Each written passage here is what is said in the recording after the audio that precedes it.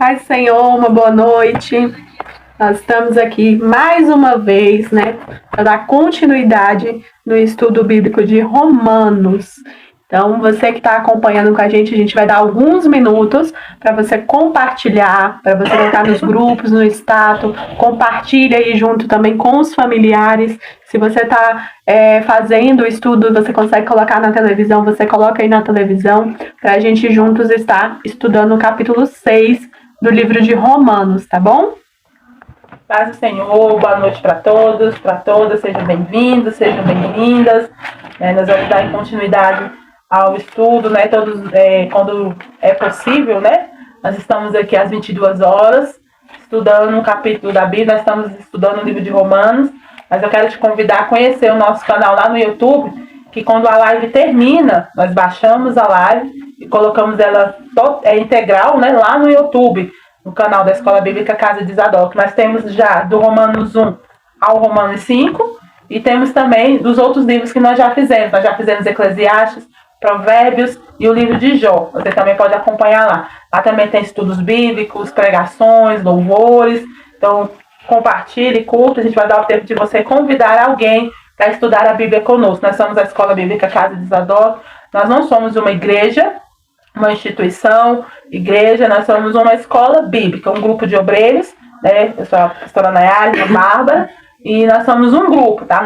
Não é somente nós duas, nós somos um grupo de obreiros, a qual nós sempre estamos aqui para incentivar o estudo bíblico, tanto individual como em grupo.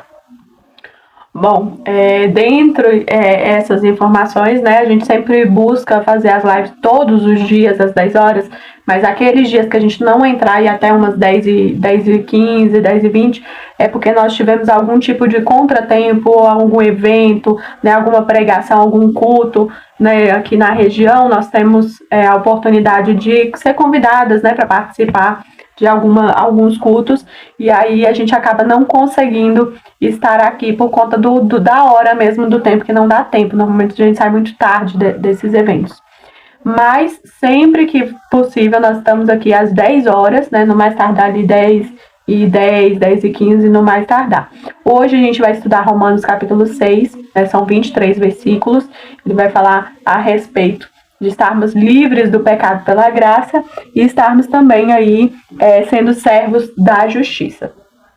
Enquanto você se organiza, separa a sua Bíblia, separa o seu caderno, separa a sua caneta para anotações. Hoje eu vou acompanhar com vocês junto com a Bíblia da NAA, com a King James. Você pode usar a Bíblia da sua preferência, tá? Sempre falamos aqui um pouco, você que é novo, que está chegando aí, você que porventura, né, tem dificuldade com a leitura da Bíblia, com a escrita, né, da Bíblia, a forma de escrita. A gente tem hoje as opções da linguagem de tradução de hoje, a NAA, que são traduções mais fáceis de você entender a Bíblia.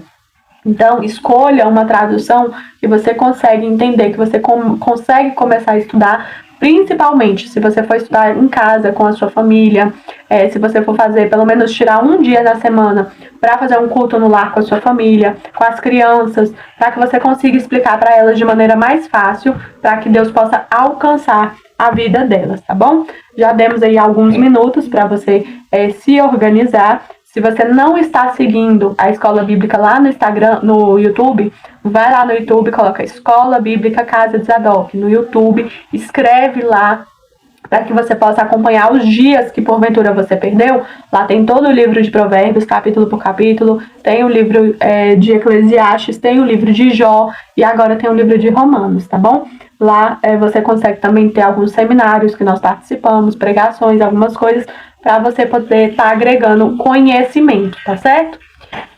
Já aguardamos aí um pouquinho antes de qualquer estudo bíblico. Nós vamos orar, pedir sabedoria da parte de Deus para que a gente consiga entender a palavra. Então, curve sua cabeça por um instante.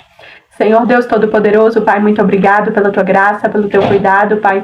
Perdoa, Senhor, os nossos pecados. Toma, meu Deus e meu Pai, o direcionamento desse estudo. Aonde, Pai, esse vídeo chegar, aonde, Senhor, nós estivermos ministrando o Teu estudo, Pai. Que o Senhor também possa se fazer presente para esta pessoa que está assistindo. Que o Senhor alcance a alma dela de uma forma diferente.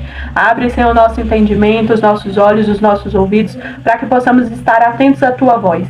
Que o Teu Espírito Santo tenha liberdade, Pai, não só de nos ensinar, Pai, transformar a nossa mente, mas também curar, libertar, transformar as nossas vidas, porque nós precisamos de Ti, Senhor.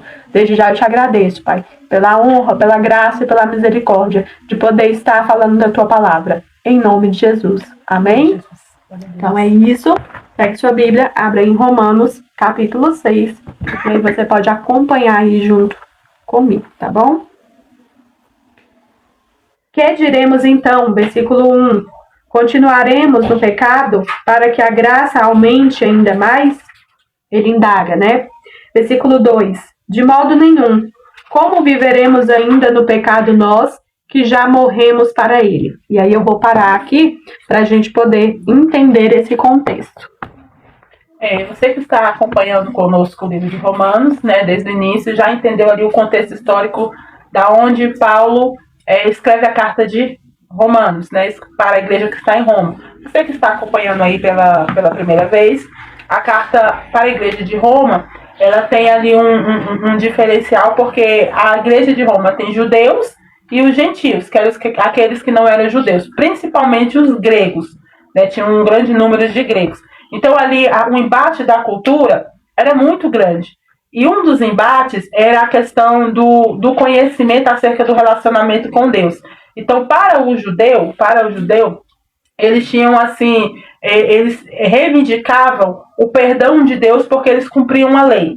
E eles tinham um entendimento assim, que para eles serem alvos da graça de Deus, eles tinham que pecar assim, quanto mais você peca, mais graça de Deus você vai ter. Então, é um raciocínio que não faz sentido nenhum para nós, mas naquela época, tinha todo sentido. É assim, quanto mais uma pessoa está devendo, quando ela é perdoada, parece que ela tem um sentido de gratidão maior. Então, eles tinham esse pensamento, olha, se você está na graça, você pode pecar, porque quanto mais você peca, mais a graça de Deus vem a você.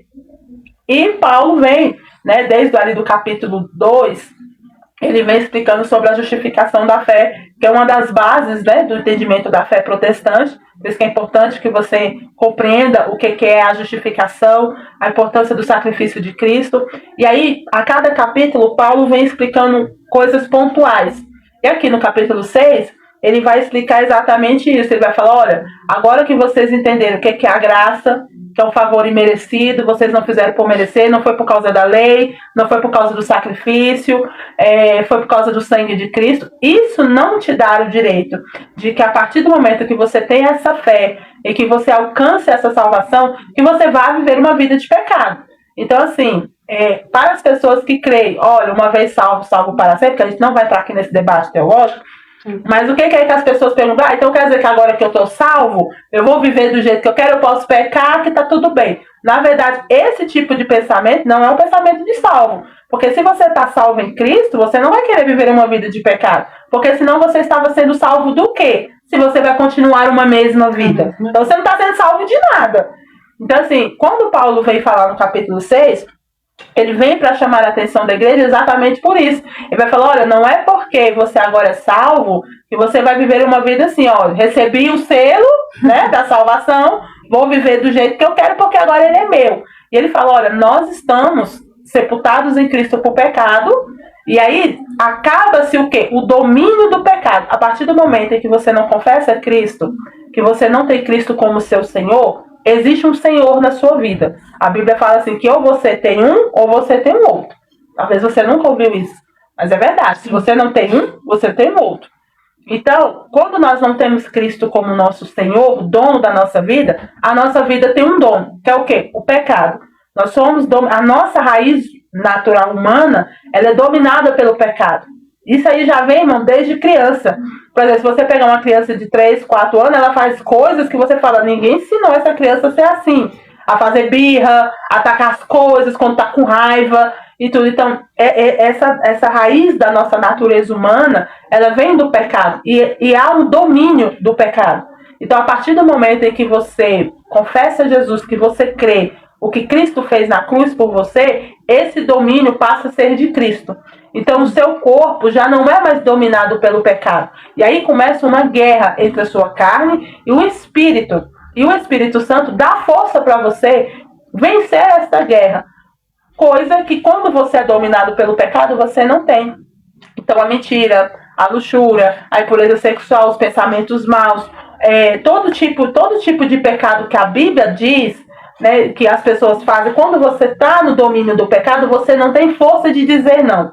Você não tem força de lutar contra isso. Então, quando você entrega a sua vida para Cristo, quando você crê que Jesus te salvou, você deixa de ser dominado pelo pecado. Você passa a ser dominado por Cristo. Então, você tem a força de combater o pecado.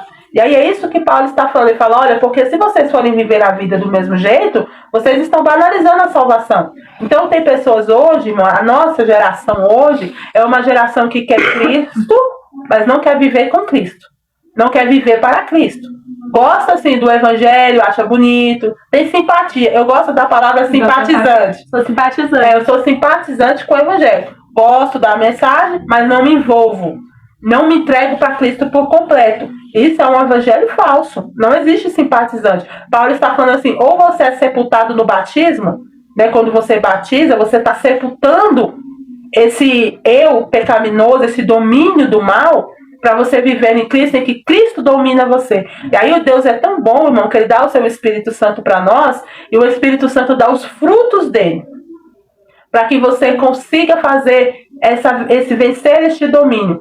Esse domínio do pecado, irmão, você só consegue vencer com o auxílio do Espírito Santo, com os frutos do Espírito. É impossível um homem, por si só, dominar a sua carne e não ser escravo do pecado. Ele, por si só, pela força dele, nós não conseguimos. Por mais bom que você seja, olha, eu sou muito bom, eu pago todo mundo, tenho um bom nome, nunca bebi, nunca fumei, nunca aprontei, entendeu? Sou uma boa pessoa. A Bíblia diz que o seu corpo é dominado pelo pecado. E você só consegue tirar essa dominação do pecado quando você entrega a sua vida para Cristo. E Ele passa a dominar a sua vida através do Espírito Santo e através dos frutos.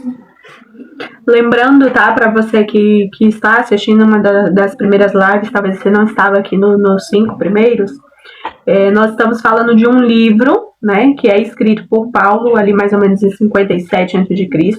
Ele está na terceira viagem missionária dele, quando ele manda essa carta.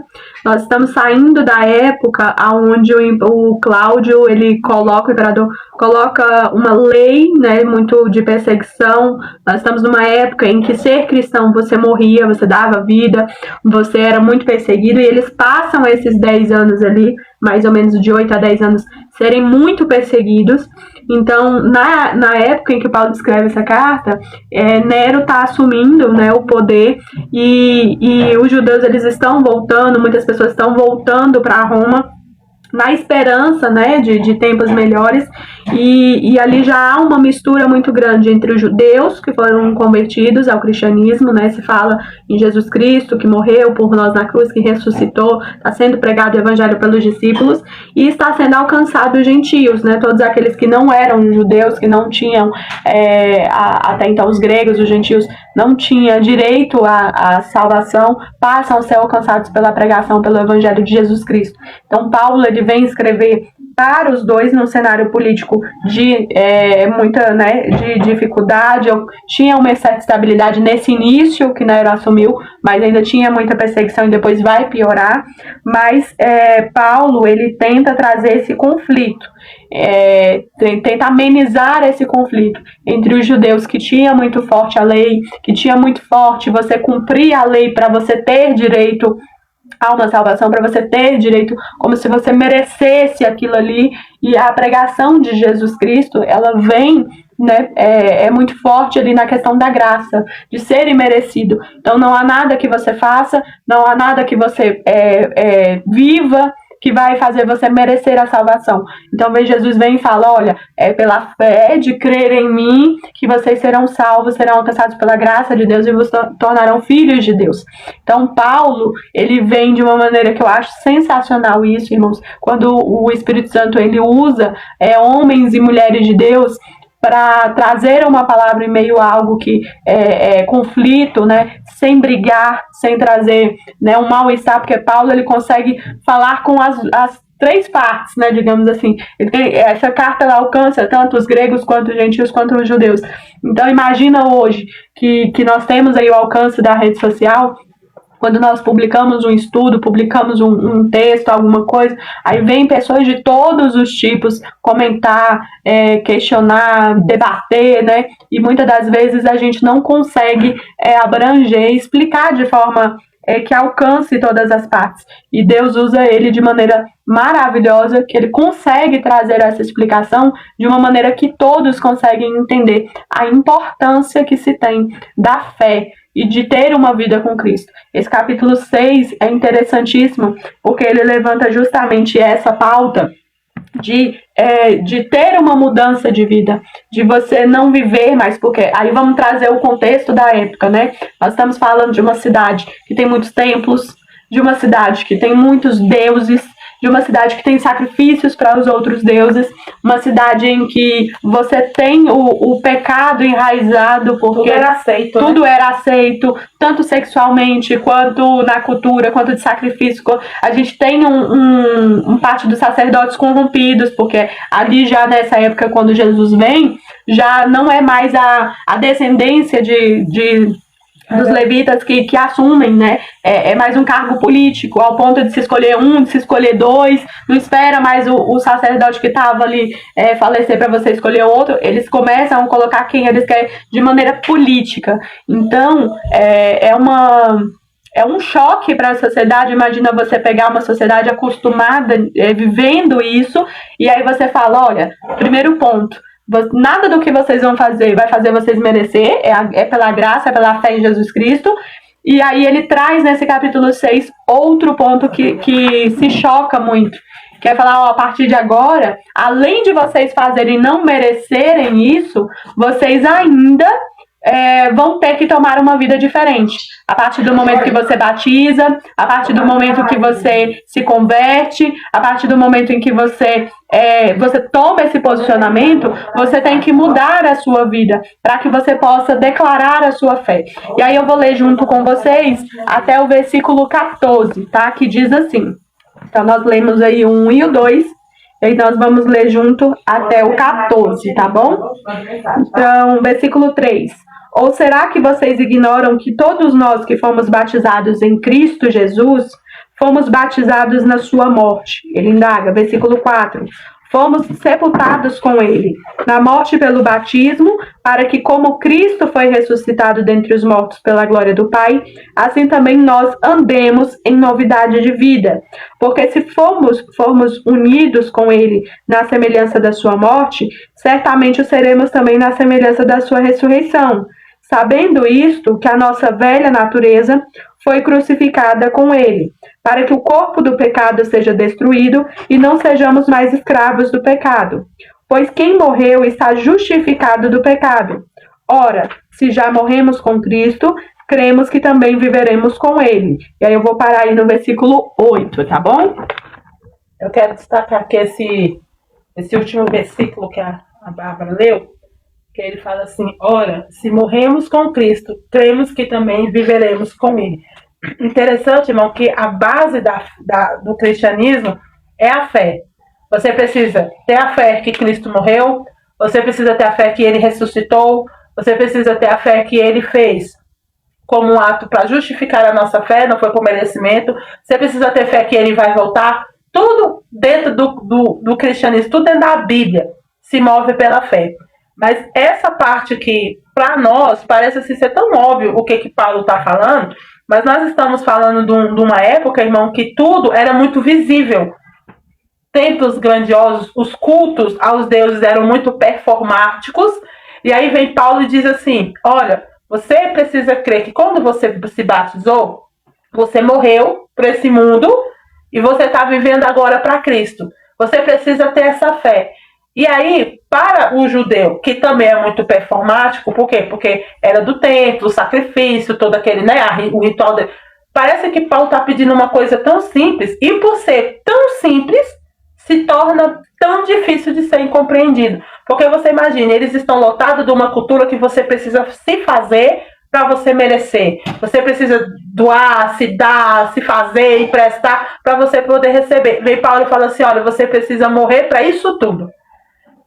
Quando você pregava o evangelho nessa Roma, aqui que Paulo está falando, irmão, você perdia muitos privilégios. Porque você ser cristão nessa época, você perdia privilégios. Para os irmãos terem uma ideia, Roma, eles criaram naquela época as piscinas termais.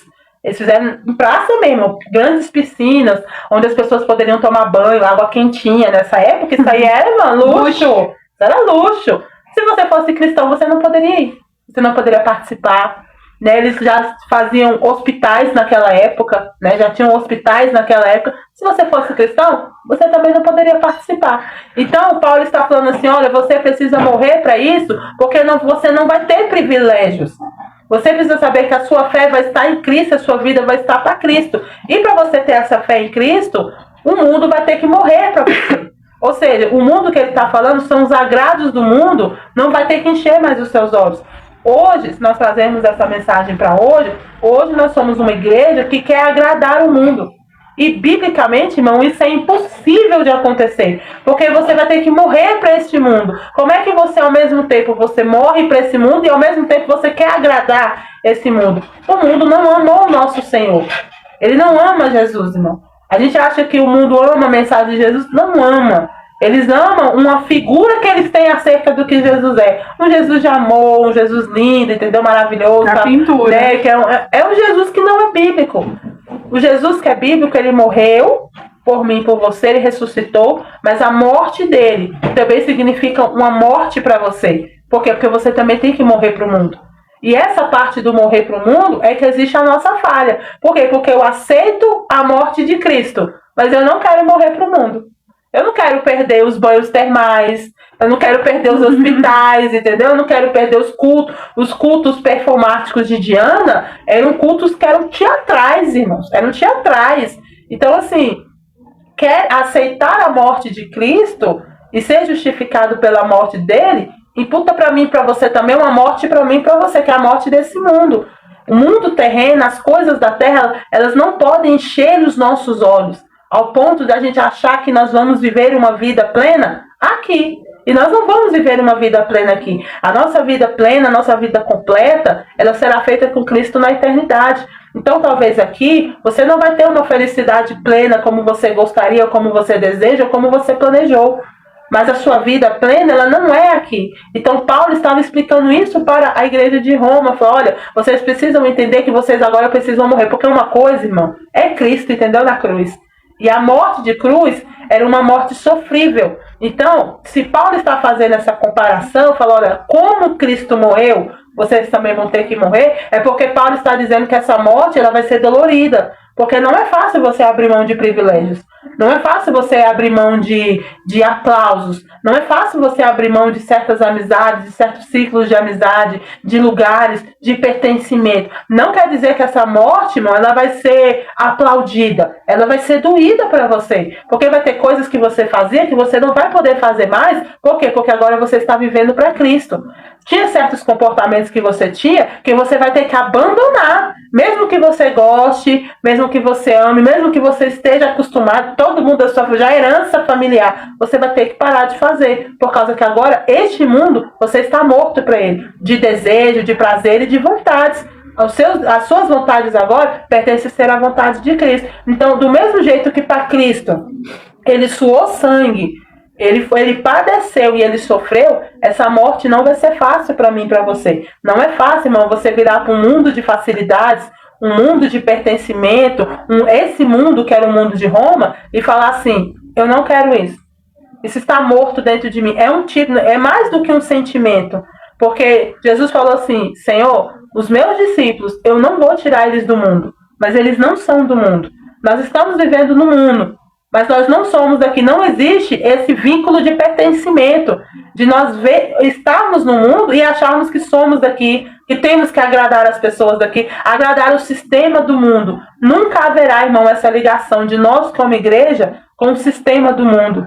Porque o próprio Cristo falou, existe uma morte aí. E essa ruptura, ela é dolorida. Ela é dolorida para mim, ela é dolorida para você, porque para Cristo foi dolorida. E ela é dolorida, mas ela é necessária. Eu acredito que o capítulo 6, até agora do que nós lemos, é o mais doído de todos. Porque como é bom a gente entender sobre a graça e falar, nossa, eu não merecia, olha o que Jesus fez por mim. Aí agora vem Paulo falar, então, Só que agora você vai fazer uma grande parte que é que você vai ter que morrer pro mundo. Acabou os privilégios. Eu imagino em Roma, acabou os banhos termais, entendeu? Acabou aqueles privilégios. E agora você vai viver uma vida dura, porque ser cristão naquela época era viver uma vida dura, era viver uma vida limitada, era viver uma vida que a qualquer momento você podia perder a vida. Mas Paulo estava falando, é o preço da morte. Mas agora vocês vão ter um bem maior, é a vida eterna. Esse é o maior prêmio, irmão, que a justificação da fé, que a graça de Deus deu para mim e para você. Não é carro, não é um bom emprego, não é uma vida confortável aqui na terra, não. O maior prêmio que você vai receber é uma vida eterna para a sua alma. Pense sobre isso nesta noite, sobre a sua alma. E eu destaco junto com você, para a gente dar uma olhada com atenção, esse versículo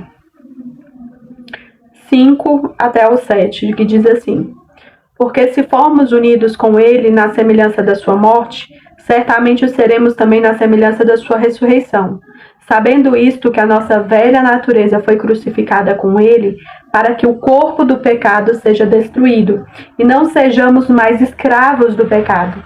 Pois quem morreu está justificado do pecado. Então, ele bota uma condição. Pois quem morreu está justificado do pecado. Como a Nayara falou, é muito bonito nós recebermos a graça, saber que nós não pagamos por ela, que Cristo fez o sacrifício na cruz e nos alcança, mesmo sendo imerecido. E aí Paulo, nesse capítulo 6, vem falar, então, nós estamos escolhendo crer em Jesus Cristo como Senhor Salvador. Nós estamos crendo que nós estamos semelhante a Ele, nos batizando, tendo ali a fé de que a submersão, nós estamos morrendo para o mundo e nascendo para uma vida com Cristo, mas por isso, então, nós estamos fazendo uma escolha de viver uma nova vida. Nós estamos fazendo uma escolha de não mais viver no pecado, não mais sermos escravos do pecado. Então, no início, nós falamos a respeito disso. Há um Senhor na minha vida e na sua vida. Mesmo que você não creia, mesmo que você não queira, mesmo que você escolha não ouvir, não entender ou não querer saber. A nossa vida, assim como um copo de água, ele é um copo, mas ele vai estar sempre cheio. Na vida espiritual, ele não tem como estar vazio. Ou ele está cheio de Deus, ou ele está cheio do inimigo, cheio do pecado, cheio de outras coisas. Então, o Paulo ele vai dizer para nós, você tem que escolher. Ou você está escravo do pecado, ou você está escravo de Deus. No quesito de escravidão do quê? De servir a Deus, de seguir os mandamentos que Jesus falou. Você tem que ter uma nova vida. E aí, como a Nayara falou, além dos privilégios que você perdia, das piscinas termais, você perdia o privilégio de sentar em lugares melhores, você perdia o privilégio de ter acesso ao médico, de ter acesso a algumas coisas, você ainda era obrigado a pagar a mais, você tinha custos a mais, né? A gente sabe que Roma tinha impostos muito altos, então a partir do momento que você era cristão, você tinha mais imposto ainda para pagar. Então você tem a consciência, e aí eu acho muito bonito que Paulo ele vem falar, olha, nós somos embaixadores de Cristo. Então, um embaixador, irmãos, se você nunca pesquisou, pesquise depois, você que está anotando, pesquise a vida de um embaixador, as regras do que era ser um embaixador de Cristo, de você ser um embaixador em outro país. Então, nós temos aqui a embaixada de vários países no Brasil. O embaixador, ele está 24 horas representando o país dele. Ele tem as regras do país dele. Apesar dele estar no Brasil, ele tem as regras do país dele, ele tem a apresentação do país dele, ele tem a conduta do país dele. Então, quando nós estamos falando de uma vida com Cristo, nós estamos sendo embaixadores de Cristo na Terra, nós temos ciência de que o mundo não é confortável para nós. Então, eu não sei em qual momento a igreja se perdeu entre os discípulos de Cristo e nós, a igreja atual moderna, nesse meio termo, nós nos perdemos em meio a tantas coisas, a nós mesmos, que nós estamos tentando trazer o mundo para dentro da igreja. Nós estamos tentando trazer as luzes, o show, o espetáculo, estamos tentando trazer... Bárbara, você é contra? Não, eu não sou contra fazer algumas coisas que pode ser até legal, pode ser até trazer uma comunhão para a igreja. Fora da igreja. Existe um limite dentro do templo, existe um limite dentro do altar, existe um respeito. Nós estávamos comentando até nos nossos estudos hoje em relação a isso, A reverência que não se tem mais com o altar. A igreja tem trazido o mundo para dentro da igreja de uma forma que o altar deixa de ser o altar. O altar todo mundo sobe, o altar ninguém respeita, que a presença de Deus habita ali. Se bota dança, se bota música, se bota instrumento, se bota tanta coisa, show, luz. Fica tanta informação, irmão. Nós, nessa época dos discípulos, nós aprendemos que há uma reverência. O templo, aí eu trago para o Antigo Testamento, né, os 4 primeiros livros da Bíblia, ele vai dizer para mim, para você, que há uma reverência com o templo que habita a presença de Deus.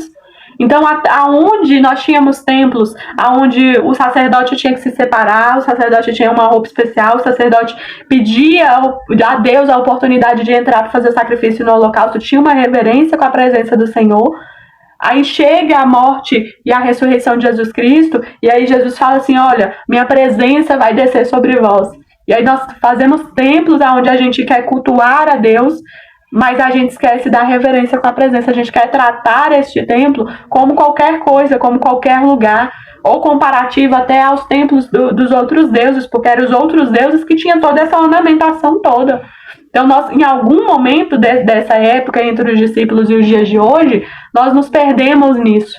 E esse capítulo 6, ele é muito importante, ele tem que ser pregado, ele tem que ser estudado, ele tem que ser trazido para as igrejas, para mostrar para mim e para você que, olha, você está declarando com o batismo. Irmãos, tem gente que se batiza que acha que é uma festa, que não sabe nenhum motivo pelo qual está se batizando. Nós tivemos situações aqui que a pessoa não sabe nenhum motivo. Só foi levado a batizar porque era um número. Ele só foi lá e banhou, entendeu? Desceu na água e subiu, mas ele não entende. Ele não entende que ele está morrendo para o mundo, ele não entende o sacrifício de Jesus, ele não entende a ceia, ele não entende nada. Ele é um número para dizer que batizaram tantas pessoas naquele dia. Nós não podemos fazer isso. A Bíblia, a palavra do Senhor, ela fala que a alma ela tem valor, irmãos. A igreja está banalizando o valor da alma. Nós não somos mais um número. A sua vida não é mais um número. A Bíblia vai falar para mim, para você, que quando você aceita Jesus Cristo como seu Salvador, quando você se batiza, o céu faz festa, se alegra, porque você vai ter direito a uma vida eterna com Cristo. Não é uma vida boa aqui na terra. E aí passamos a negociar com o mundo para ter o quê? Dinheiro, casa, roupa, estabilidade. Na hora em que Paulo está pregando e falando, olha, vocês vão precisar morrer por mundo, vocês não vão ter isso, vocês não vão ter lugar, vocês não vão ser aceitos. E aí nós olhamos para hoje, para mim, para você, para a igreja de hoje, e nós estamos buscando ser aceitos. Eu li um artigo, não vou me recordar o nome do pastor que escreveu, mas eu li um artigo assim, a igreja moderna, a igreja carente. A igreja que quer ser amada. Sim. Ela quer ser amada, ela quer ser aceita. Então ela faz estratégias para as pessoas assim amarem ela. É uma igreja carente, porque o amor de Deus não é suficiente para ela. Então quando nós vemos, eu achei interessante esse artigo, porque ele fala das estratégias que algumas igrejas utilizam para chamar as pessoas, né? Vem fazer parte da minha família. Aí a igreja já vira uma família. A igreja vira uma comunidade, aquela questão do abraço e tudo. E você é uma igreja carente, porque a igreja nunca foi carente. Eu gosto do slogan assim, vem fazer parte. Vem fazer parte. Fazer parte é clubinho, entendeu? Então, assim, ele falou assim, que a igreja nunca foi isso. A igreja é corpo. Ai, Deus. A igreja é corpo. A igreja não é clube, né? Nós sim nos tratamos como famílias porque somos irmãos, mas essa carência que a igreja moderna tem de se adaptar, sabe, de se modernizar para ser mais visível, para ser abraçada, para ser amada, e ela perde a principal essência, ela se aceita por Cristo. Porque vai chegar uma hora, irmãos, que a identidade vai se deformar tanto que você não vai se identificar como uma igreja de Cristo, porque nós somos a igreja do Senhor. Então nós temos que ser amada por Ele. Ele que tem que nos amar. É Ele que tem que nos aceitar. É Ele que tem que nos abraçar e nos acolher. Então, é uma igreja que está carente. Uma igreja que ela está tão sem identidade que ela não sabe mais para quem ela tem que amar. E nós só temos um dono, irmão, um Senhor. Não tem como agradar os dois. E para finalizar essa parte, eu quero destacar, irmãos, essa questão da reverência. Nós estamos em cultos, né, para cultuar o Senhor. Lá está escrito assim, culto ao Senhor. E aí você tá lá no celular, você tá preocupado com a luz, você tá preocupado com a foto, você tá preocupado com a sua roupa, com o seu cabelo. Hinos de louvor ao Senhor estão sendo entoados. As pessoas não abrem a boca para adorar o Senhor. A palavra está sendo pregada, mas você está distraído com a pessoa da frente, com a pessoa do lado, com as pessoas passando. Você é capaz de levantar e sair andando como se a palavra não fosse nada. Então, uma das coisas que mais me chama a atenção nesse capítulo 6, ele fala, olha, vocês estão morrendo para o mundo. Como diz esses primeiros versículos. Você está morrendo com Cristo e ressuscitando com Ele. Mas ressuscitando com Ele para uma vida nova. E com Ele, né? E com Ele, relacionamento com Ele. Não é com a placa, não é com a igreja, não é com a roupa, não é com Cristo. Estamos unidos porque estamos querendo Cristo, o alvo é Ele. Aí a partir do momento que deixa de ser Ele, passa a ser tudo menos Ele, perde-se o sentido. E eu vou continuar lendo com vocês até o versículo 14, que vai dizer assim, versículo 9. Sabemos que, havendo Cristo ressuscitado dentre os mortos, já não morre. A morte já não tem domínio sobre ele. Versículo 10. Pois quanto a ter morrido de uma vez para sempre, morreu para o pecado. Mas quanto a viver, vive para Deus. Assim também vocês considerem-se mortos para o pecado, mas vivos para Deus em Cristo Jesus. Portanto, não permitam que o pecado reine em seu corpo mortal, fazendo com que vocês obedeçam às suas paixões. Também não ofereçam os membros do corpo ao pecado como instrumentos de injustiça, mas como pessoas que passaram da morte para a vida. Ofereçam a si mesmos a Deus e ofereçam a seus membros a Deus, como instrumento de justiça, porque o pecado não terá domínio sobre vocês, pois vocês não estão debaixo da lei, e sim da graça. E aí a gente tem o costume de falar, né? Agora eu estou vivendo o tempo da graça. O tempo da graça parece assim, que tudo se afrouxou, e na verdade nós estamos vivendo um tempo, irmão, bem mais apertado do que a lei, porque você tinha onde se segurar a lei. Você fazia por obediência à lei. Com o tempo da graça, você faz por amor a Cristo. E o seu coração precisa estar dominado por Cristo para fazer isso. Quando Paulo fala assim, olha, vocês vão entregar os membros de vocês agora para viver uma vida com Cristo. Para os judeus, irmãos, o que era a entrega? A entrega do sacrifício. Ele pegava ali um animal e ele entregava aquele animal para ser um sacrifício. Mas ele mesmo não era entregue, era o animal. Era transferido para o animal ali o pecado. No tempo da graça não tem essa transferência.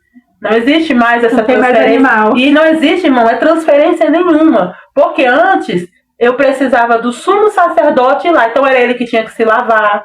Era o sumo sacerdote que tinha que usar uma roupa específica, como a Bárbara falou. Era o sumo sacerdote que precisava ter a reverência. Quem estava do templo para baixo não precisava de nada disso, irmão. Você não precisava ter uma roupa especial para entregar uma oferta. Você não precisava se lavar para entregar um sacrifício. Quem tinha que fazer isso era o sacerdote. Aí vem a graça, que todo mundo fala que afrouxou.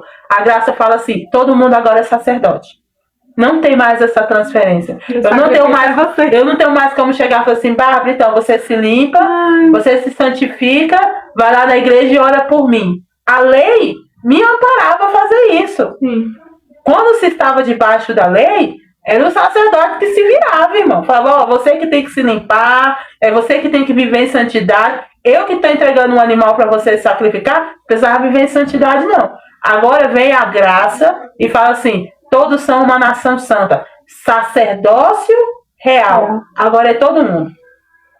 Eu não posso mais transferir para o meu pastor, não posso transferir para a irmã do círculo de oração, para o grupo, para a pessoa que ora, vai você, que eu vou ficar aqui de boa. Você vai lá, você santifica, é você que ora, é você que jejua. Não. Aí, eu não sei que graça é essa que as pessoas falam que, não, agora tá tudo fácil. Tá não, irmão. Antigamente, era o seu pastor que ia. Agora, não vai você não, pra você ver. Não se santifica. Não busca restauração, não busca ter um compromisso com Deus. Não existe mais a terceirização. Paulo está falando agora que você vai ter que entregar os seus membros. É você. Não é mais o cordeiro que você levava. Agora você é o sacrifício. Agora você que é o sacrifício. Todos os seus membros agora tem que ser para a justiça de Deus. E por que Paulo está falando isso, irmão? Porque Roma, tudo era permitido. Né? Eles viviam uma vida muito libertina. Então o que Paulo está falando assim? Tudo seu agora tem que ser membro de justiça. Seus olhos, sua mão, seus pés, a sua vida, o seu trabalho, o seu relacionamento. Tudo tem que ser para a justiça, para a glória de Deus. Então Deus, ele é manifestado como você trabalha, na sua honestidade com os seus funcionários. Você que é funcionário, na sua honestidade com o seu trabalho. Sim. Na sua honestidade com a sua fidelidade no seu casamento. Também mostra a justiça de Deus ali. Então, a graça de Deus, ela veio com grande peso de responsabilidade. Porque antes, irmão, essas coisas, elas não eram cobradas. Bastava você chegar no final do tempo, pegava a 10ª parte do que você plantou, você oferecia ao Senhor, você sabe quando é que você ia voltar lá? Só no outro ano, entendeu? Agora Cristo vai falar assim, agora eu quero seus membros santificados, mortificados. Então tem esse negócio, eu sou convertido, mas meu braço não é, qualquer coisa eu desço do papo, entendeu? Meu olho não é convertido, porque Deus sabe que eu sou homem. Minha boca não é convertida. A Bíblia fala que você tem que converter elas, vocês têm que mortificar elas. Não quer dizer, irmão, que a vontade não vai passar. É por isso que fala, você vai ter que mortificar para você não ser dominado pelos desejos. Paulo está dizendo que os desejos não vão parar. Você só não vai ser dominado mais por eles. Antes você batia a boca, antes você xingava. Tem pessoas, irmão, que o palavrão sai automaticamente da boca. A pessoa está tão acostumada a falar palavrão que sai assim quando a pessoa vê, já foi. Aí tem pessoas que falam assim, irmão, desculpa aí. Foi. Você tem que mortificar os seus lábios. Mortificar o seu corpo, mortificar o jeito que você trata as pessoas, porque você agora está sendo alvo da graça de Deus. E a graça de Deus, ela faz isso com os seus membros. Paulo está falando, não use o membro de vocês para que vocês obedeçam os desejos da carne. Ele não está dizendo, irmão, que vai parar, não. Ele só vai falar assim, não obedeça. Você vai sentir vontade de fazer muitas coisas, mas você vai deixar que o seu corpo seja mortificado por causa de Cristo. A maior vontade da sua vida tem que ser obedecer a Cristo. Porque tem coisa que você vai fazer que você não vai querer. Não é esperar a vontade aparecer, irmão. Quando eu, irmão, tiver vontade. Às vezes essa vontade nunca vai existir. Ela nunca vai existir. Mas existe um domínio aí. Existe um domínio. Alguém vai dominar o seu corpo. Ou é o pecado, ou é Cristo. Todos os dois, irmão. Não tem espaço para os dois. Ou domina um, ou domina o outro. E é interessante isso, irmãos, porque Paulo, eu gosto de ser bem didática, para você que está nos assistindo, talvez você nunca entendeu sobre isso, mas vamos para a historinha da professora Bárbara, assim, bem didática para você entender.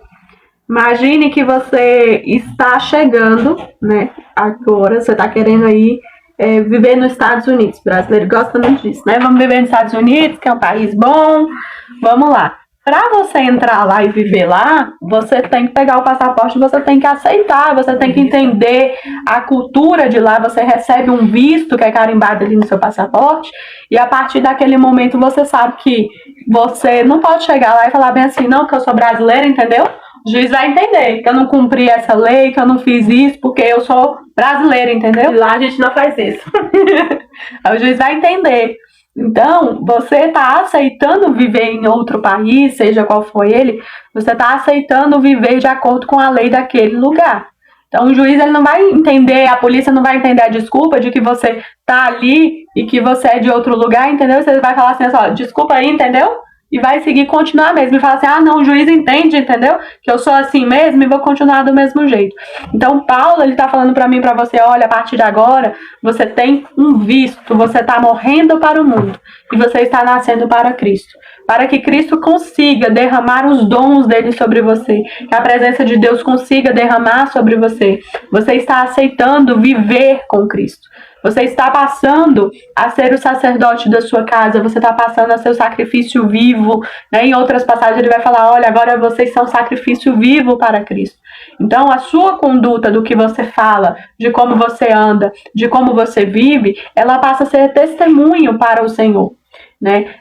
Algumas pessoas utilizam disso, né? Agora eu sou cristão, entendeu? Estou cheio da graça de Deus, como se você fosse superior ao restante da humanidade.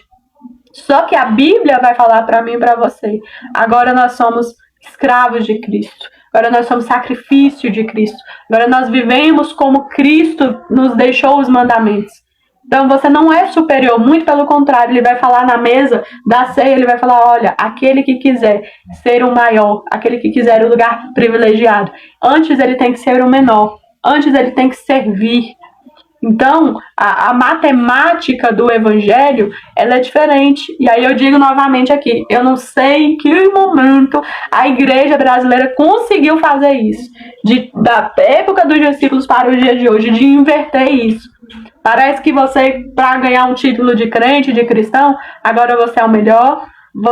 As frases motivacionais você vem para Cristo, entendeu? Porque você vai ser o melhor médico, você vai ser exaltada. você vai ser exaltada, você vai ser privilegiada. Se alguém mexer com você, entendeu? Deus vai destruir, vai fulminar, vai acabar, entendeu? Irmão, Deus ele não virou um segurança, entendeu? Matador, que você vai estar andando, entendeu? E a pessoa vai lá, Deus vai matar a pessoa por causa que você é privilegiado. Então eu não sei de onde nasceu esse raciocínio, mas a minha Bíblia e a sua Bíblia vai falar, olha, agora vocês vão abrir mão de privilégios. Agora o mundo não vai gostar de você, vocês não vão ser aceitos. Por quê? Porque você está seguindo os mandamentos. Em outros lugares ele vai dizer, olha, se alguém bater em você, você vai ter que dar a outra face. Se alguém te xingar, você ainda vai ter que orar pela pessoa. Se alguém não quiser te receber, você vai ter que orar pela pessoa. Se alguém não gostar de você, você vai ter que orar pela pessoa. Hoje em dia, a igreja brasileira fala assim, se não gostar de você, entendeu? Vamos se juntar, que a gente vai pedir para Deus pegar essa pessoa e destruir ela, entendeu? Não é isso, a Bíblia não diz isso. E por isso que é tão difícil aceitar. Porque o mundo, o inimigo, irmãos, ele não precisa que você não tenha a Bíblia ou não leia a Bíblia. Ele só precisa distorcer. Ele só precisa enganar você. Para você crer em algo que não é real. Você vai passar a vida toda enganado. Achando que você está seguindo o Evangelho. Achando que você está seguindo Jesus. E você vai descobrir que tudo que você creu não era aquilo. Por falta de estudo bíblico, por falta de estudo da palavra, por falta de oração, de presença de Deus. Porque quando eu e você abrimos essa Bíblia, Romanos, abrimos Coríntios, abrimos Mateus, Marcos, Lucas, João, Atos, todos eles vão dizer para mim e para você quem é Cristo de verdade. Por isso, estude, incentive a sua casa, incentive os seus filhos a estudar a palavra. Porque uma frase temática na rede social, um vídeo de 1 minuto, não vai fazer você conhecer quem é Cristo. Ele é muito mais complexo do que tudo isso que é pregado por aí. Ele é muito mais profundo, a palavra é muito mais profunda. E aí nós vamos continuar aqui, versículo 15. Ele vai continuar assim, e então, havemos de pecar porque não estamos debaixo da lei, e sim da graça? De modo nenhum.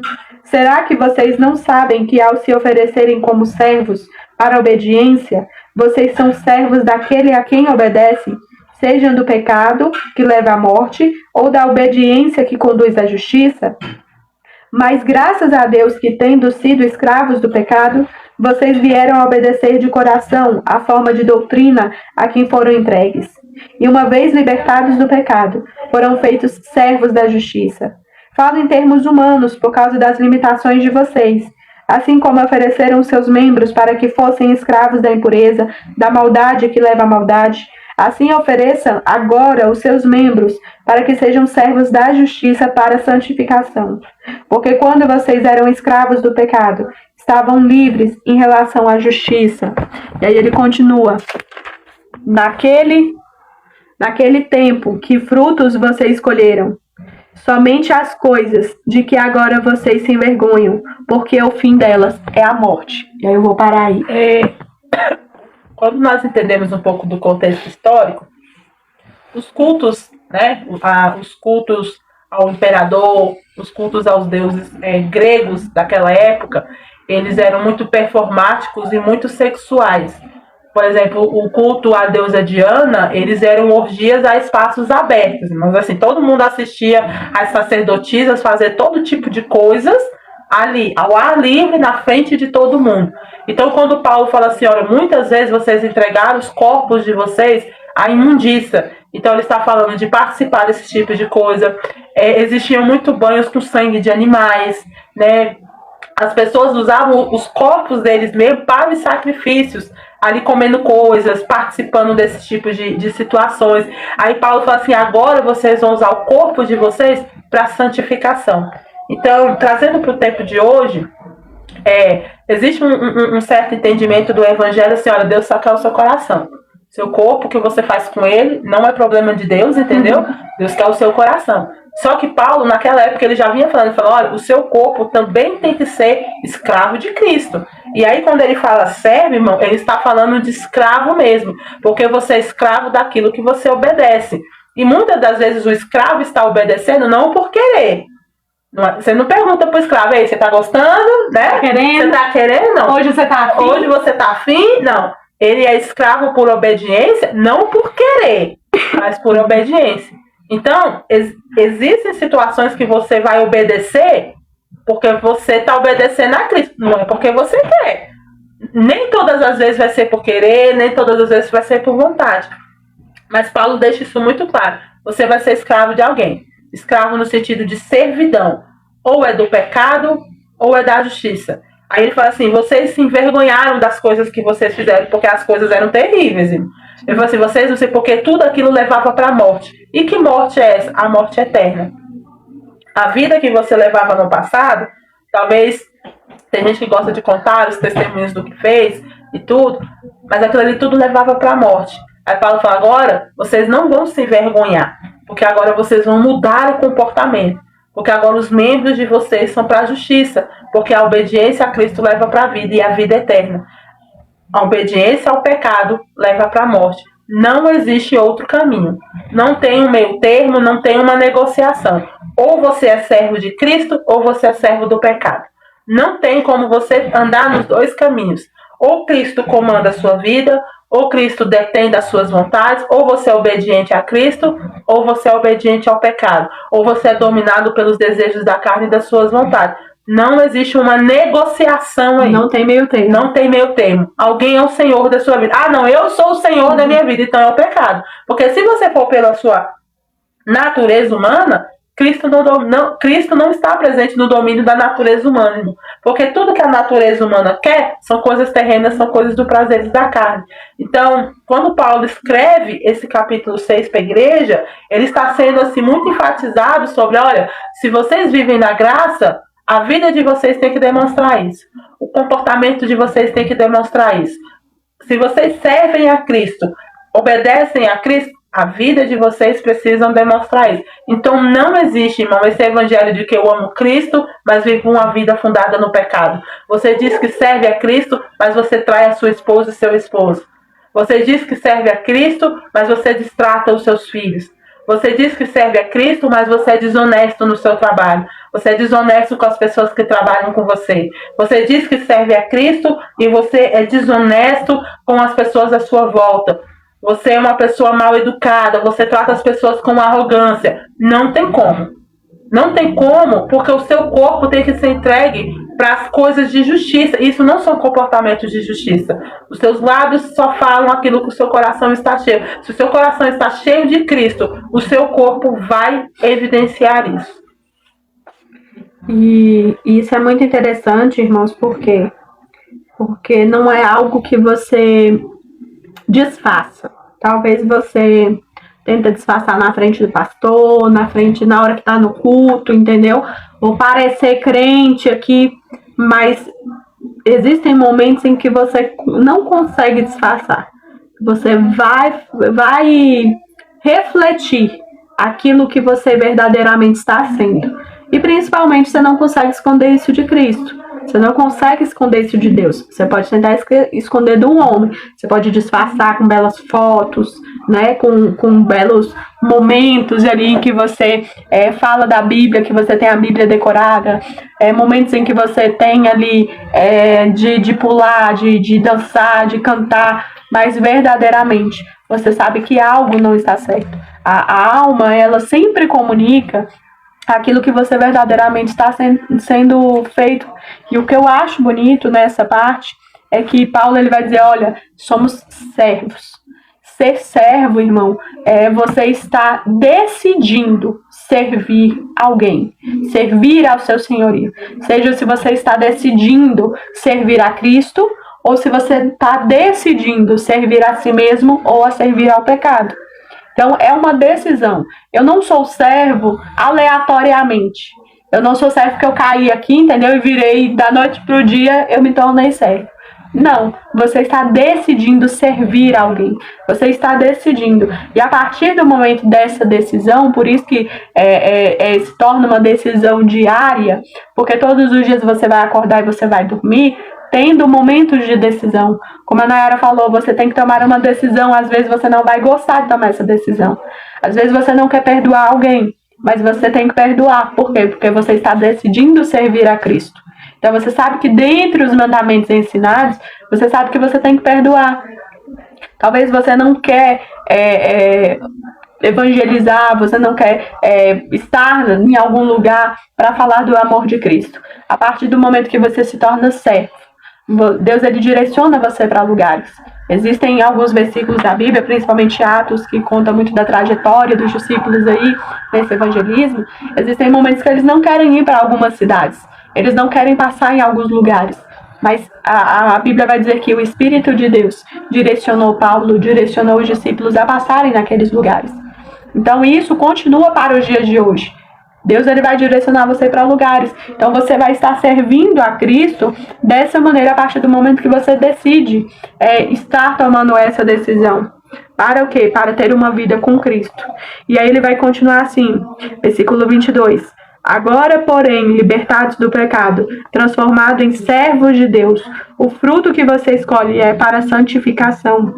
E o fim, neste caso, é a vida eterna, porque o salário do pecado é a morte, mas o dom gratuito de Deus é a vida eterna em Cristo Jesus, nosso Senhor. Esse versículo 22 e 23 é um dos mais, na minha opinião, um dos mais bonitos do livro de Romanos. Porque ele fala assim, agora que vocês estão libertados do pecado. Aí tem uma consequência nisso. Ele fala assim, tendo tornado servos de Deus. Ou seja, todo aquele que é servo de Deus, a característica dele é que ele é liberto do pecado. Ou seja, o pecado não tem domínio sobre ele. Tem gente que fala assim, eu sou servo de Deus. Você só pode dizer isso se o pecado não tem mais domínio sobre a sua vida. E aí ele fala assim, tendo o vosso fruto para a santificação. E aí, irmãos, é que eu quero chamar a nossa atenção. Qual é o fruto que se tem disso tudo? É a santificação. Porque a santificação é uma separação para Deus. Tudo aquilo que nós santificamos é para santificar, para ficar perto de Deus. Todo essa situação que Paulo está explicando, o maior fruto é você ser separado para Deus. Talvez você pense assim, eu sou servo de Deus porque eu quero que meu dízimo multiplique. A intenção não é essa. Eu quero ser servo de Deus porque eu quero ser usado por Deus e quero ser conhecido por causa que estou sendo usado. Também o intuito não é esse. O intuito disso tudo é para você ter um relacionamento, para você ser exclusivo de Deus. Você sabe o que é algo exclusivo? Você já foi em algum lugar que tem escrito a placa assim? Uso exclusivo da empresa tal. É só aquela pessoa que pode usar. Por mais que tenha acessível para todos, mas é exclusivo daquela pessoa. A santificação é isso. É um selo de exclusividade. Só que Deus, irmão, ele não reparte nem a glória dele e nem nada do que é dele. Se é de Deus, é de uso exclusivo de Deus. Então, a santificação é um selo de exclusividade, que você é de Deus e só de Deus. Então o pecado não tem domínio sobre você, os seus desejos não têm domínio sobre você. A santificação te traz exclusividade da parte de Deus. Porque ele fala, porque o salário do pecado é a morte eterna. Mas o dom de Deus é a vida eterna. O dom de Deus, gratuito, não é porque eu e você não pagamos por ele. É uma vida eterna. Tudo que é relativo ao reino dos céus é para a vida eterna, é para a alma, é para a vida eterna. É por isso que o Senhor quer exclusividade minha e sua. Hoje, faça essa reflexão. Você tem vivido uma vida exclusiva para Deus? E eu não estou dizendo de você sair do seu trabalho e viver exclusivamente da obra. Deus tem pessoas específicas para isso. Não é todo mundo. Mas eu quero dizer para você que tem pessoas que querem ser servos de Deus, mas não quer viver a vida exclusiva para Deus. E quem quer viver uma vida exclusiva para Deus? Ter a sua vida entregue totalmente para a vontade do Senhor. seu trabalho, nos seus relacionamentos, tudo que for seu é para a glória de Deus. E nem todos querem ter essa conversa. Quer ser servos do Senhor por causa do benefício, porque quer ser curado, porque quer que Deus multiplique, quer que Deus salve alguém da sua família. Tudo isso é válido. Mas o ato primordial de Cristo naquela cruz, para que você vivesse uma vida de santificação, para que você vivesse uma vida totalmente entregue a Deus. Deus não aceita metade, Deus não quer só o seu dinheiro, Deus quer você por completo. Com tudo, seu coração, seu bolso, seu pensamento, é tudo. Não entregue só uma parte. Não acha que só uma parte é suficiente. O Deus, irmão, com ele é tudo ou é nada. Ou você é todo dele, ou você nunca foi dele. E aí, para finalizar, vamos para a parte bem didática.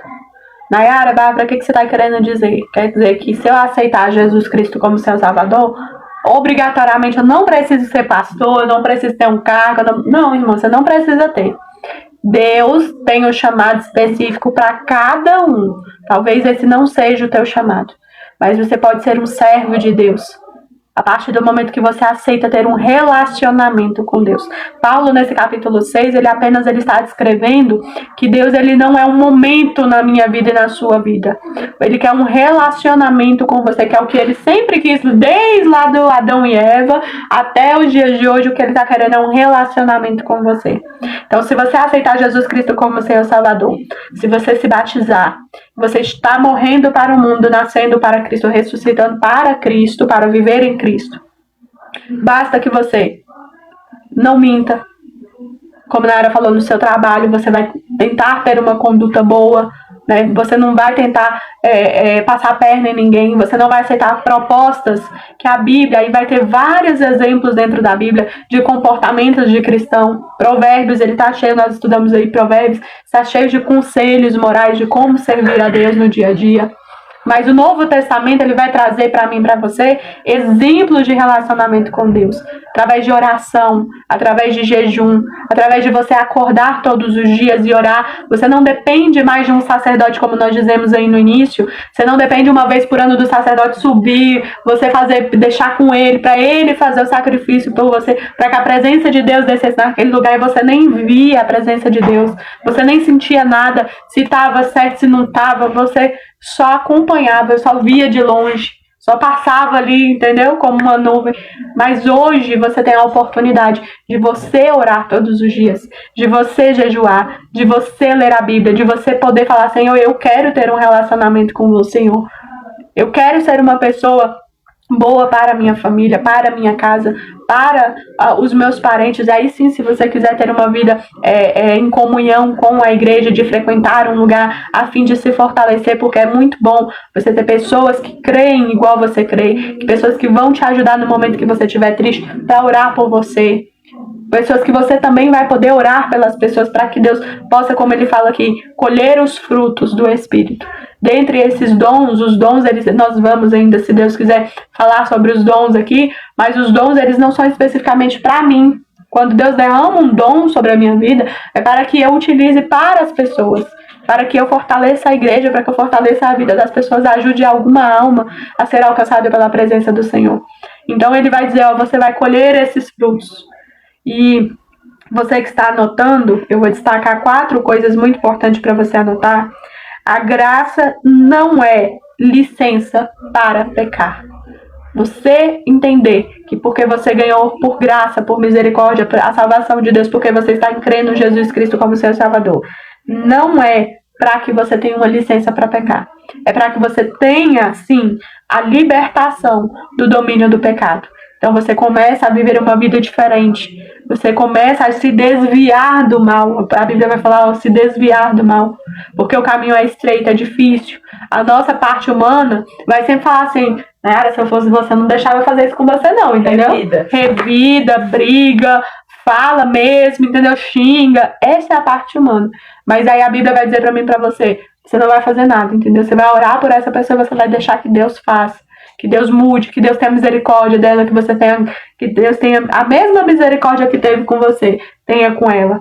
E a segunda coisa que eu quero que você anote, para você pesquisar se até hoje você nunca entendeu, a respeito do batismo. O batismo, ele é um símbolo para nós morrermos do pecado e ressuscitar para uma vida nova com Cristo. Talvez você se batizou e aí olhando para você vai assim, então, fulano batizou, mas não tem diferença, não. É a mesma pessoa, entendeu? Antes do batismo e depois do batismo é a mesma pessoa, a mesma coisa. Alguns ainda falam como a Nayara falou, ainda falam assim, Deus me conhece, entendeu? Sabe que eu sou assim, que eu nasci assim, que eu morri assim. Não, irmão, Deus sabe que você nasceu assim, mas quando você aceitou Jesus Cristo como seu Salvador, como você se batizou, que Deus espera que você não morra assim, que você mude, que você melhore, que você tenha misericórdia, que você tenha amor, que você tenha compaixão, que você tenha os dons do Espírito Santo sobre a sua vida, que você seja uma pessoa moderada, com equilíbrio próprio.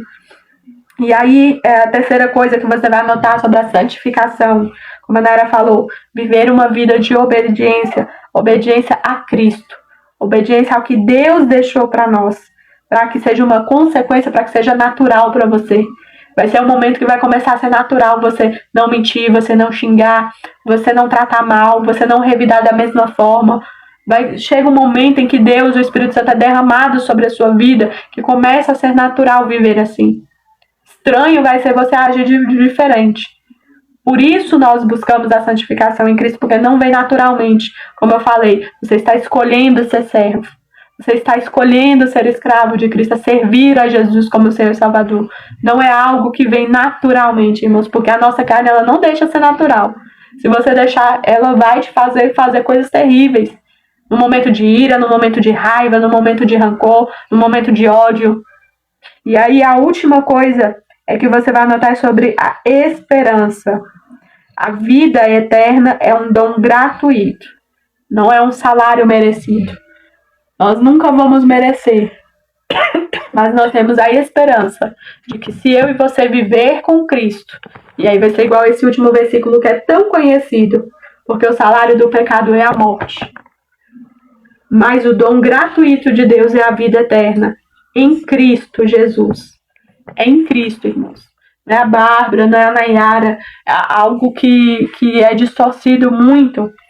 É isso. Talvez você aprendeu dessa maneira.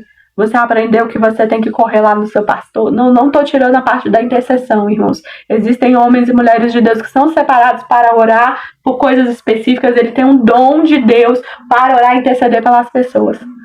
Mas não significa, irmãos, que tudo tem que ser ele. Tudo tem que ser ela. Nós passamos por isso porque nós passamos em vários lugares. Às vezes a pastora Nayara ministra em vários lugares. Parece que a pessoa vê o pastor e a pastora com uma aura reluzente, entendeu? Com as asas de anjo, de alecrim dourado que a gente fala.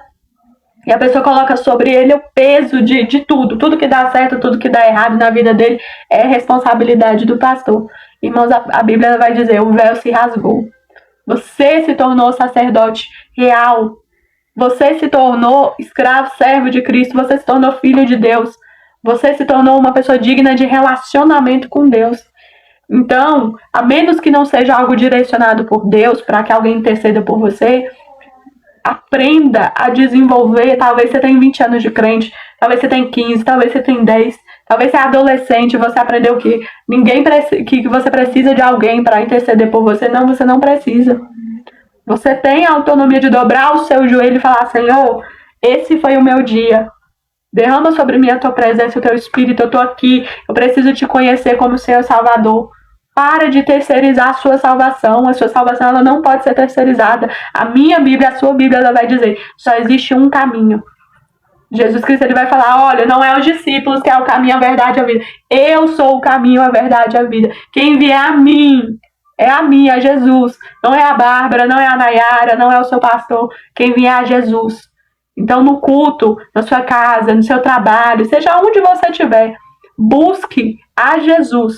Jesus Cristo como Senhor Salvador, para que você encontre o caminho, para que você seja batizado no Espírito Santo, para que você se batize, para que você tenha uma vida em comunhão, para que os dons sejam derramados sobre você, para que você morra para o mundo e ressuscite para uma vida eterna com Cristo. É isso que eu e você precisamos buscar. E eu e você não podemos nos esquecer disso. Porque se a gente se esquecer dessa parte, a gente vai fazer igual os romanos. A gente vai procurar tanta coisa. Tanta coisa, tanta coisa, tanta coisa. E a gente vai se esquecer do principal, que é o Senhor. Então eu quero orar por você, vamos orar juntos. E de vez em quando eu peço isso aqui para você e eu vou pedir hoje também novamente. Nossa live vai terminar, o celular vai apagar, a live vai desligar. Mas se você entendeu alguma coisa, se o Espírito Santo tocou no seu coração em alguma coisa dessa live, dobre os seus joelhos quando a live acabar. Exerça esse seu direito de poder pedir para conhecer a Deus verdadeiramente, como você nunca conheceu na sua vida. Amém? Senhor Deus Todo-Poderoso, Pai, muito obrigado pela tua graça, tua misericórdia, teu cuidado. Pai, eu apresento as nossas vidas, aonde essa live chegou, aonde nós estamos, e aonde ainda vai chegar. Pai, aceita, meu Deus, meu Pai, essa pessoa hoje, que como Senhor e Salvador da vida dela, escreve o nome dela no livro da vida, Pai. Muda a história dela. E aqueles que quiserem, Pai, se apresenta, Pai, para que nós possamos ser cheios da Tua presença, para que possamos largar a vida do pecado, não sermos mais dominados pelo pecado, mas sim, meu Deus, meu Pai, ser cheios da Tua presença e viver um caminho com Cristo, Pai, para a vida eterna, para que nós não venhamos nos perder, Pai, para que não venhamos, meu Deus, meu Pai, servir a outro Senhor além de Ti. O Senhor é o único Senhor e Salvador que nós queremos, Pai. Por isso, meu Deus, meu Pai, sou grata pela Tua graça, pela Tua misericórdia, pelo Teu cuidado conosco. Em nome de Jesus. Amém? Então é isso. Continue a sua oração. Não vou me estender muito, para que você possa declarar o que você entendeu, para que você possa ser diferente. Se até hoje não houve diferença na sua vida, quando você se converteu, que a partir de hoje você possa agir de maneira diferente, morrer para o mundo e viver para Cristo. Amém? Até amanhã.